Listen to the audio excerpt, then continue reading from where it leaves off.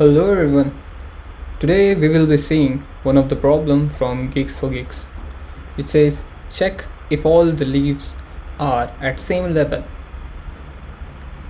So let's see what the problem statement says.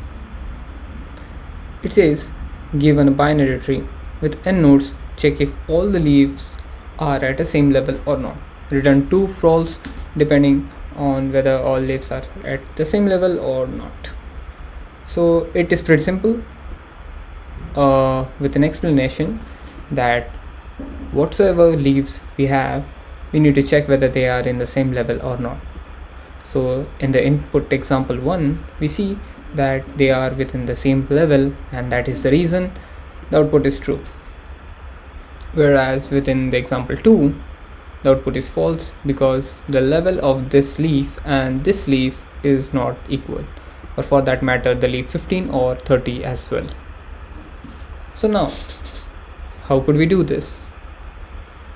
Well, one of the approach which can be is we can traverse the entire tree and we can store the level of each and every node if it is leaf, and ultimately we will have the numbering or the value associated to each leaf. We only need to go ahead and iterate through leaves and check out whether every leaf has the same level or not, and accordingly we return true or false. But wait a second, hold on for a while. We are using an excessive amount of space, like we are going ahead and we are creating a separate data structures to map and to hold each and every leaf. That isn't very feasible. Well, you can do this, but there's another approach. They want level, right? So we are here to check at the same level. So what if we go ahead and iterate level wise? What I mean is, go ahead, check the first level, check the second level, check the third level, and so on. And within this, if we have iterated and found any of the leaf, then next we need not find any other node, because if finding a leaf at current level would violate the next level nodes being leaf or not. So we can early terminate from that stage. So we can do that, isn't it? But again, going through a breadth first search would require a queue data structure, which in turn would take a new space or creation of new data structure. So what if I do not want to create any new data structure? Well, we have a solution for that. We can iterate one by one within the nodes, and we can see that hey, the level of 10 is 5, or for that matter, for this example, we go ahead with the root node, we take the first left and we iterate in the pre-order manner, and once we hit a leaf, we come to know that what is the level of this leaf. The only thing I need to store is the level of last leaf or the current leaf. So the level of 10 was, let's say, 2, starting from root as 0, this to be 1 and this to be 2. I just need to go ahead and check whether 15 is 2 or not. That's simple, if whether 30 is 2 or not, and it seems like 30 is not equal to 2, or the level of 30 is not equal to 2, so I return false over here. Pretty straightforward, no need of creating a new data structure. We are going ahead and using the current data structure of internal stack. Makes sense. So why don't we get along with this problem? So going forward to code, let me remove this almond style. Not a huge fan of almond style altogether. It seems very good, but not my cup of tea. If you're unsure what indentation it was almond, and what indentation it is K and R. So I'll be uploading a new video explaining what are the different types of indentation, so for that stay tuned.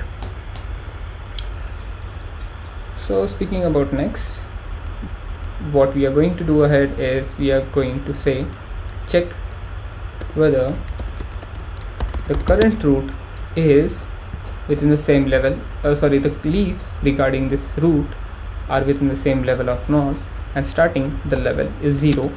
And we also need a separate way to store the level of last. So I can say int level of last leaf is equal to -1 initially, or for that matter, if you want, take it as null and make it as integer. Yeah, let's go ahead, do it. I will also show you an alternative way where you don't need to have a global variable, in this case a class level instance. So watch till the end. So if I'm using this overloaded method, let me return this and let me call it as a boolean method for that sake, and I'm for sure accepting a node, and second value is integer level. And within this level I'm going ahead with checking. Okay, for this level I will check first of all if root is equal to null, and if that is the case, then I'm sure that it itself is null, so we need not to hesitate upon returning true over here. But if the root is leaf, so is leaf root, then we need to check that if this leaf level is equal to the previous, how we'll get to know about it. So we just go ahead and return the level of this leaf is equal to the level of last leaf.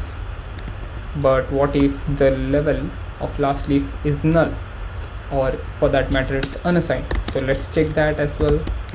So level of last leaf is null, then in that case, my friend, there is no previous leaf, because for 10 as node there was no previous leaf node.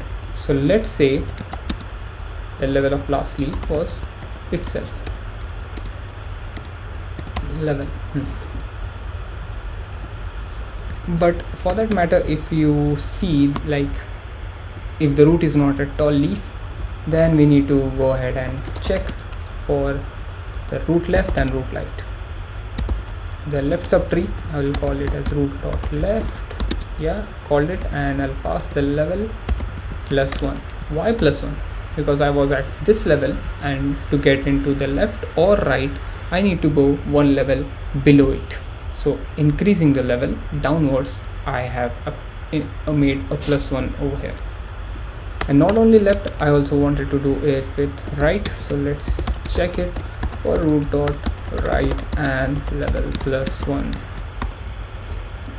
Keeping this in mind, we also wanted to check how to check is leaf.